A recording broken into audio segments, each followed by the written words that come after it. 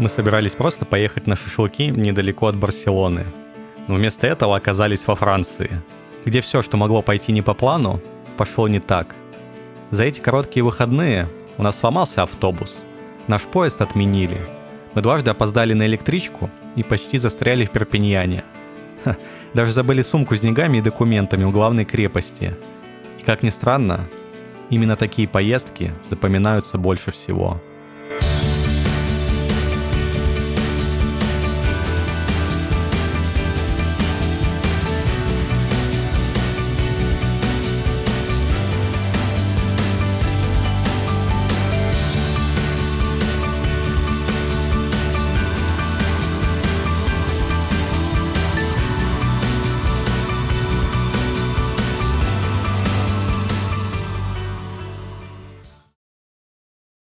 Какие только приключения у нас не случались на Фликсбасе, но сегодня у нас новая фишка. Прошло только полчаса, как мы сели в автобус в Барселоне, который должен следовать 2,5 часа в Перпиньян, и уже где-то через полчаса мы услышали объявление на французском, в котором я поняла только слово «Перпиньян» и «Мерси буку», а Артур «Гараж». И через 10 минут мы заезжаем в гараж. У нас сломался автобус, и нас пересаживают. Судя по картам, мы ехали вообще не туда все это время, так что минимум плюс час в нашем пути. Приключения начинаются. Изначально мы вообще не планировали задерживаться в Перпиньяне. Это должна была быть короткая остановка по пути дальше. Но обстоятельства внесли свои коррективы. Перпиньян называют столицей французской Каталонии, поэтому временами было ощущение, будто мы вообще не покидали Испанию. Так, ну что мы можем рассказать про Перпиньян? Местами город весьма милый. Есть места, где мы ходим, и мне нравится. Я не могу сказать, что это прямо вау-эффект. Здесь есть речка небольшая, есть замок, до которого мы еще не дошли. Еще ситуация мем. Мы сюда ехали почти 5 часов вместо 2, автобус сперва сломался, а потом была пробка. Мы приехали, купили билеты на электричку, чтобы поехать на море. До моря, кстати, всего лишь 20 минут ехать. И мы на нее опоздали. Решили сходить покушать в это время. Мы поели, пришли и снова опоздали на эту электричку. У нас последняя попытка. Пока, мы не можем уехать из Перпиньяна. Мы еле до сюда доехали, а теперь не можем уехать. Он нас не отпускает. Да. Кстати, Сальвадор Дали очень любил этот город, а местный вокзал он и вовсе называл центром мира. Что, честно говоря, звучит довольно забавно. Особенно, когда ты уже второй час пытаешься отсюда уехать. Аллилуйя, на 3-й раз мы все-таки успели на поезд. Ну что, с третьей попытки нам все-таки удалось сбежать из Перпиньяна, и мы приехали в Коль-Дюр. Очень красивый волшебный городочек. Считается одним из самых красивых городов юга Франции. Горы и море здесь очень близко. Они перекликаются между собой, и создается такая игра красок. Очень теплые, при этом яркие цвета. И, кстати, как раз в начале 20 века сюда приехали Анри Матисс и Андре Дерен. И, вдохновляясь местным колоритом, они создали новое направление, которое называется флоризм.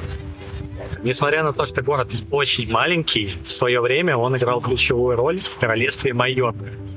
Да, было и такое. Он был главным портом, столица Майорки была в Перпиньяне. И вообще, когда мы подъезжали к Перпиньяну, везде были вывески Каталония, и так поняли, что когда-то была территория Испании. Да, город переходил из рук в руки, то испанский, то французский. Королевство Майорка где-то засчиталось. В 15 веке он окончательно стал французским. Но испанское влияние здесь очень чувствуется, как и каталонское.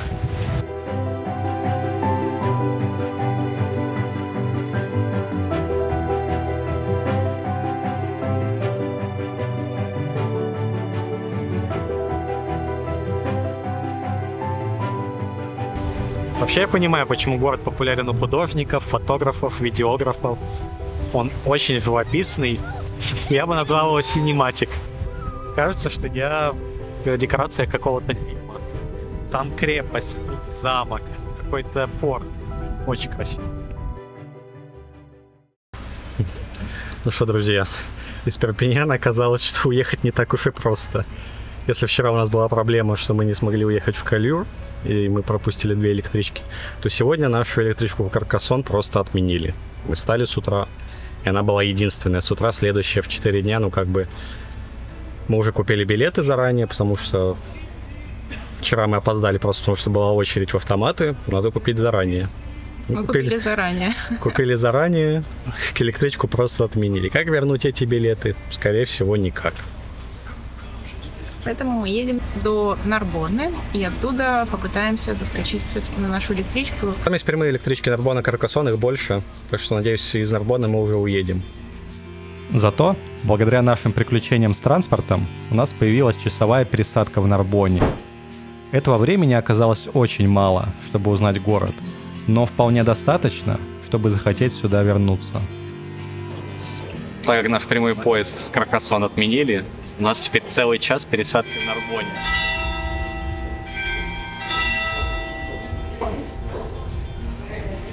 Оказалось, что это весьма интересный город. Это первая римская колония за пределами Апеннинского полуострова. И здесь как раз проходит древняя дорога из Рима в Испанию. Прямо в центре города до сих пор можно увидеть участок древней римской дороги, по которой больше 2000 лет назад передвигались торговцы, путешественники и римские легионы. Ну а мы отправились своей дорогой, навстречу главной цели этой поездки – Каркасону.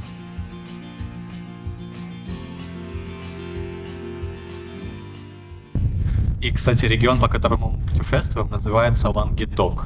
Почему? Ланге — это язык. Ок — ок. То есть на юге Франции говорили ок, то есть да. Противоставление северу — ланге уи, где говорили уи. Ну что, всеми правдами и неправдами мы наконец добрались до Каркасона. Идем смотреть цитадель и пообедаем. Да, и покушать.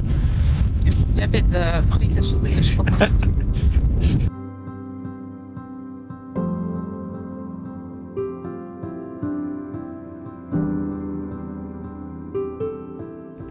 Итак, Каркасон. После всех наших приключений было сложно поверить, что мы наконец добрались сюда. Но еще труднее было поверить, что все это настоящее. Каркасон больше похож на декорации к фильму или локацию из компьютерной игры, чем на город, в котором живут люди. За этими стенами больше 1000 лет истории. А сам Каркасон считается одной из крупнейших и лучше всего сохранившихся средневековых крепостей Европы. Ну что, настало время откровений. Когда ты узнала, что Каркасон — это на самом деле город, а не просто настольная игра? Да, буквально пару месяцев назад, хотя я точно помню, что лет 10-15 назад с моей подружкой Кариной мы очень любили в нее играть. И я думаю, сейчас это будет прекрасный повод ее приобрести домой, чтобы вспоминать, иметь такой артефакт из поездки. Да, забавно, что огромное количество людей знает про игру, но уверен, что не все знают, чем на самом деле вдохновлялись ее создатели.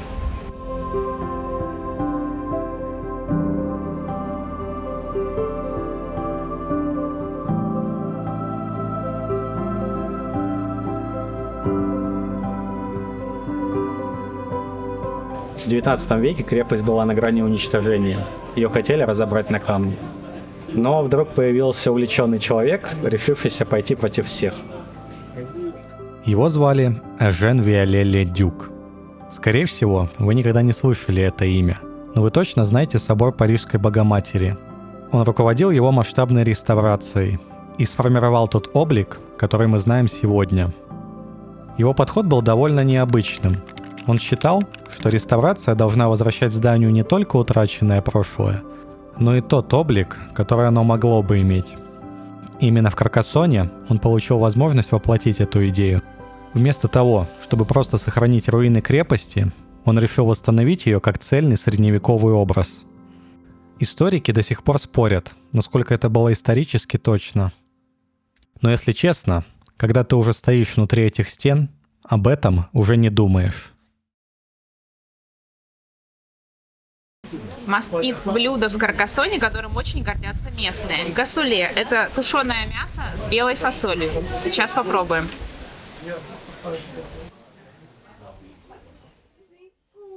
Это вкусно. A few moments later. Знакомство с французской кухней прошло успешно. Кажется, больше я это есть не буду.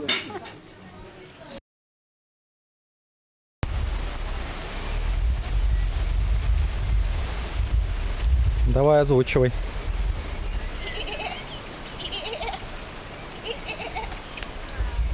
По-твоему, козы... Подожди, это вообще овцы. Такой звук издают.